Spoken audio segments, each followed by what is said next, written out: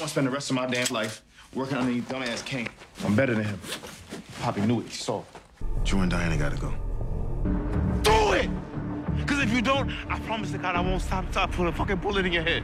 Don't do it. Don't kill your brother. I may not be able to kill you, but you're fucking dead to me. I let these motherfuckers live out of respect for you. So anything I do moving forward is gonna be on my terms. And if I can forgive them, Kane, you can too. I could, but I won't. You're right.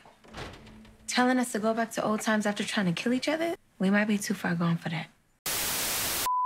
Welcome back, Top Notch Gang, to another video. I made a whole video already talking about the ending for Kane versus Drew and who dies, and I also just made a video a few days ago talking about the endings for every single character. Now, one I of course left out because I didn't want the video to be too long. It was over 20+ minutes. Is Monet. In that video as well, I told you guys the episode 10 description that I had said after the death of Drew, Kane is on the run from Monet. Now, with that taking place, we don't got a lot of new scenes for the second half of the season just yet, but I want to talk about how all of this could possibly play out, what sparks up the Kane versus Drew beef once again, because Monet did already tell him don't kill him, but it looks like he's still gonna eventually go through with it. So we're just gonna have to break that down, break down Monet's flashbacks, and also how her and Lorenzo always feuded this war, this sibling rivalry between Kane and Drew, and the choice Monet is gonna have to make at the end of this season to put down the problem that she created and take out her oldest son Kane in the last and final episode of Power Book 2 Ghost that we won't be seeing till October. So as usual, you guys can leave a like, comment, subscribe. Let me know all your thoughts and opinions on this down below in the comments. But let's go ahead and get right into it. So what I want to start off with is Monet and her flashbacks, because it's important that we haven't got one of her and Kane just yet, of her actually teaching Kane the game. We seen them, of course, him in the car as a baby. We're going to get into that, but not one of her teaching him the game like we saw with Diana and Drew twice at this point. Now that's important because I think it's going to take place later down the line when she realizes what she must do. So first off, Monet told Diana before she got shut up in the car that it was Lorenzo who put them in his life, who put them in his game. You put all this on me, but what about Lorenzo's hand in raising you? He chose this life for us, not me. Dealing was Lorenzo's hustle.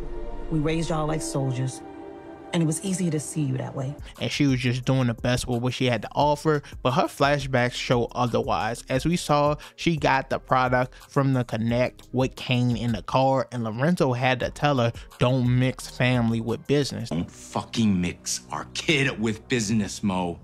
That shit will not end well. That she's making all the wrong moves and decisions, and that continues as in another flashback we see she can't get the product done on time. She got a meetup and everything, so she gets her kids Drew and Diana to come and help her, and that's their initiation into this. And she immediately tells them family first, and whenever anyone asks you about any of this, you have to lie to protect one another. So right then and there, that showcased that she introduced them into this life at a very early age. But it only gets worse from there. We all know Drew wanted to be an artist. You can't after this one, baby, I promise. I'm supposed to stay at the school for the art show. I'm teaching me myself the centerpiece and everything. That was his plan. But in another one of Monet's flashbacks, she takes Drew to another meetup with her, and he's trying to go to his art presentation, but she brings him with her to this new meetup, and shit goes tragically wrong. She gets into a fight with the guy, and Drew, unfortunately, at a young age, had to pull the trigger and kill the guy. So this is his first body. He freaking out, and she slaps that nigga. This is important because it shows the type of mother Monet really is. She chooses hardening her kids over loving them simply because she believes that this is the way best to protect them from everything else, from the world that they're going to continue to live in all the way up to the point we're at now in season 4. Now, why I had to explain and go through all that first first, because the significance that it relates to Kane's character description we got at the beginning of the season, which says Kane begins season 4 with 2 guns and no fucks to give as his quest to avenge his mother's shooting reveals the true conspirators, Drew and Diana. But in a twist of fate and mercy, Monet orders Kane to stand down, asking him to leave his siblings unharmed. That contradiction of street code from the woman who made him a gangster and killed her husband under the same circumstances of betrayal shatters Kane's matriarchal image of Monet. Furthermore, his self-image as her enforcer. Kane is left with this dilemma, so who am I? Fortunately, Noma is more than happy to help him figure that out. Once again, this is important because it talks about shattering the matriarchal image of Monet. And we know Kane, he does whatever she tells him. Even Drew said in the last episode, you always gonna be a mama's boy. As soon as she told you not to kill me, you didn't do it. Like a fucking cyborg when it comes to her, huh? And you always gonna be a mama's boy. But I want to see how that matriarchal image was created. We got the Drew and Diana scenes earlier because they were the ones trying to take her out. They were the ones fucking up the family and everything like that. So once again, I expect Kane's to be coming in the second half of the season, maybe after he take out Drew and Monet realizes what she created and that she has to take this problem out. Because it talks about Kane being this enforcer, and he specifically asked Monet about this. He said, am I a soldier or am I your son? It's always family and fucking business. What am I to you, huh? Your soldier or your fucking son? And she told this nigga both. Once again, blurring the lines of who she is to him, how she uses him. And he finally decided that he's gonna make all the decisions on his own. So anything I do moving forward is gonna be on my terms. Oh, on your own terms, Yeah, right? on my own terms, nigga. How's your face? He said that in a meetup when Monet tried to get them to come to a family and talk. He said that to Noma, told her I'm not a mama's boy. I ain't no mama's boy. I'm my own fucking man.